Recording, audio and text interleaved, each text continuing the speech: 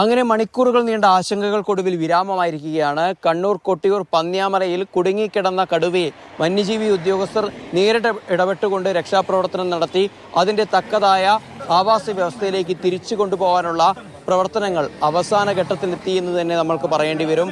ഇവിടെ നിന്ന് ഇനി എങ്ങോട്ട് എന്നുള്ളൊരു ചോദ്യമാണ് പ്രധാനമായും മുന്നോട്ടേക്ക് നിൽക്കുന്നത്. നാട്ടുകാരൊക്കെ തന്നെ പരിസര പ്രദേശങ്ങളിലുള്ള വന്യജീവി സങ്കേതങ്ങളിലേക്കാണ് ഇത്തരത്തിലുള്ള വന്യമൃഗങ്ങളെ കൊണ്ടുവിടുന്നതെങ്കിൽ തക്കതായ ശക്തമായ പ്രതിഷേധവുമായി മുന്നോട്ടേക്ക് വരുമെന്നുള്ളൊരു കാര്യം കൂടി വെക്കുന്നുണ്ട്.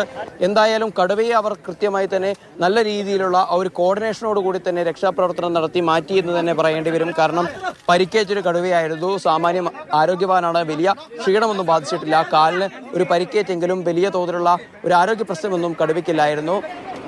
ബേലൂർ മഗ്ന ഓപ്പറേഷന്റെ ഭാഗമായി വയനാട്ടിലെത്തിയിരുന്ന പാലക്കാട് നിന്നുള്ള വെറ്റിനറി ഡോക്ടർമാരുടെ സംഘമാണ് ഇവിടെ മയക്കുവെടി വെച്ച് ഇത്തരത്തിൽ കടുവയെ മയക്കി കിടത്തിക്കൊണ്ടുള്ള ഒരു ഓപ്പറേഷന് മുന്നോട്ടേക്ക് ഒരു റെസ്ക്യൂ ഓപ്പറേഷന് നേതൃത്വം നൽകിയിരുന്നത്. കാരണം അറിയാം എന്താണെന്ന് വെച്ച് കഴിഞ്ഞാൽ ഇങ്ങനെയുള്ള ഇത്തരം സാഹചര്യത്തിൽ പരിക്കേറ്റിരിക്കുന്നത് കൊണ്ട് തന്നെ കടുവയെ മറ്റല്ലാത്ത രീതിയിൽ വലയിൽ എടുത്ത് കൊണ്ടുവന്ന് കീഴ്പ്പെടുത്തി കൊണ്ടുവരാനുള്ള ഒരു രക്ഷാദൗത്യത്തിലുള്ള സാധ്യത ഏറെ ദുഷ്കരമാണ്.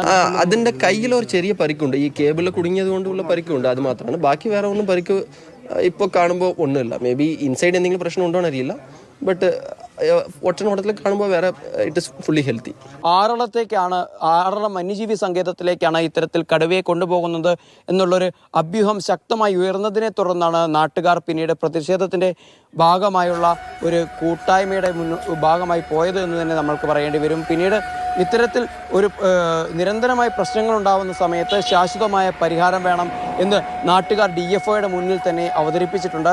ആദ്യം തന്നെ ഈ കടുവയെ വനം വന്യജീവി വകുപ്പിന്റെ പ്രത്യേക നിരീക്ഷണത്തിലാണ് ആക്കുന്നത്.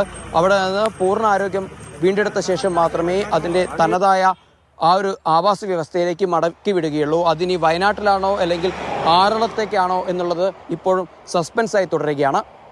സാരംഗ്, മാതൃഭൂമി ന്യൂസ്, കണ്ണൂർ.